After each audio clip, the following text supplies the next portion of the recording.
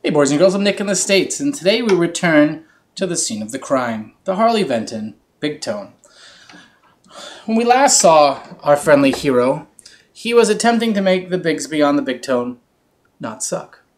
And he succeeded, but he did a little bit too much work than he really needed to do, because alas, if you look, and Visa and one other person was nice enough to suggest that if you look at now, I pulled that rod out of the Bigsby right there, but now the strings are completely clear of it, so I could have just strung it over, never tucked it under, and never had to deal with pulling all of that. So just string it over. The point of my story is, to fix the Bigsby on a Harley Benton BigTone, just string it over the top. Woohoo! Yeah, I did way too much work there. So, I gotta put that back in.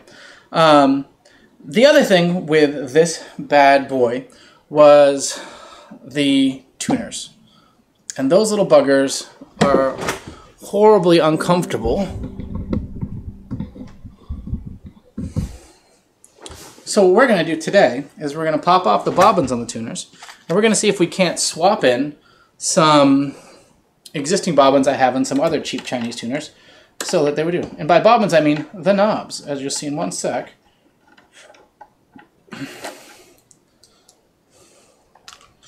Oh boy, there's stuff in there. Okay. Crappers. There it is. Alright. So when I pop this guy off, there's your little guy there.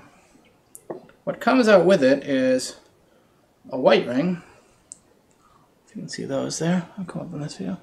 There's a small white ring and a small black ring that come out with it. And those are probably important. So we're going to put those where we can find them.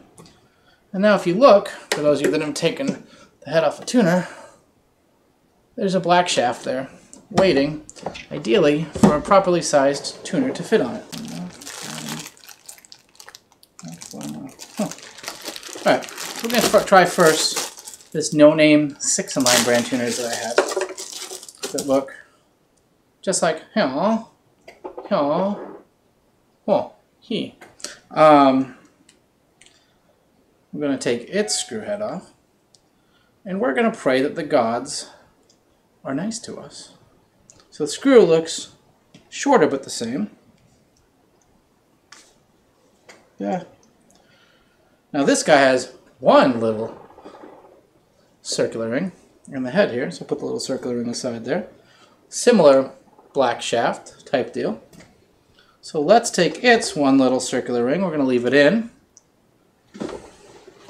And we're going to see how this little bugger works on the BigTone. And I'm going to use the BigTone screw, because I'm hoping that works.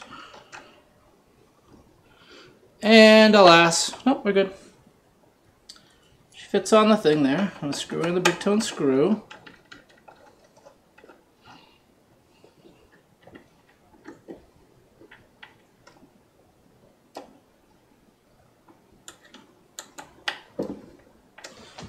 And now look, I never had issue, I'll go to that up cam, ooh, the back one is there. I never had issue with the tuners working, right? I had issue with the tuners feeling like they were trying to assault me every time I touched them. So what we've just learned there is, that works wonderfully.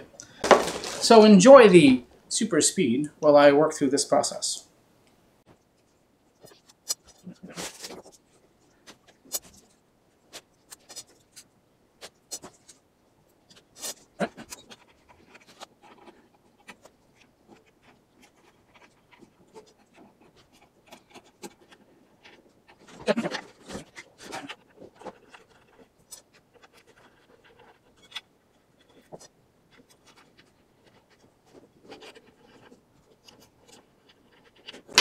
Ta-da!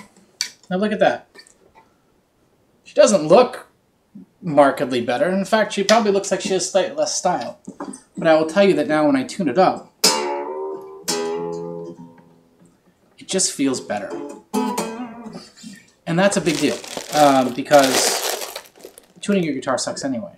Really, right? Like, it's not the most fun you're going to have in your day. You really look forward to playing it, so you might as well make that experience as happy and glorious as possible. So, anyway, that's volume 2 of fixing the BigTone. Simple little fix, but look, I didn't have to take these tuners off. And one of the biggest, why this was a big deal for me is A, I didn't have to buy any tuners. I could just find another set of cheap ones that came on another guitar that had a better feeling bobbin, or knob. But the other reason is, oftentimes when you swap tuners, you get two issues that always will present itself. One of which is, this screw hole right here won't line up. It'll be slightly off, north, south, or whatever, depending on your tuner. So now you've got holes in the back of your guitar. The second issue is, I don't know the diameter of the shafts that come through the headstock. And it seems to always happen that whenever I want to switch tuners from one to another, the new set is bigger than the ones that are in there, and therefore you have to ream out that hole. So you're drilling through your neck and making an existing hole larger, which, you know, could go wrong. It could go wrong. So I didn't have to do that. I didn't even have to unstring or detune the guitar, really, aside from accidental turnings while I screwed stuff in. I could just switch the little knobs on the ends, and now the world is a better place. You see a lot of people do this too when they get Grovers and they want the Keystone Grover style versus the Grovers that have a similar one to these, the kidney end ones, and you can just swap them right when they're on the guitar. That's awesome. We dig it. We like it. So anywho, that's the BigTone. I think now she's ready for prime time. Her tuners don't feel like crap. Her bridge works. She's intonated. She plays. She's not in tune right now because I just messed up the tuning. She's really kind of cool. So I think now she's ready for her, you know, head-to-head, the showdown between this and a Gretsch 5420T.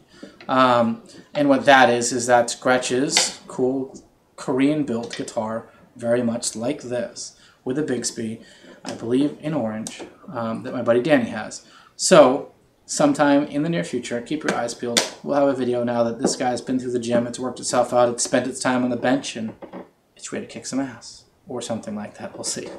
Anyway, as always, thanks everyone. I've been Nick in the States. I have issues, obviously. This is one of them. Take care.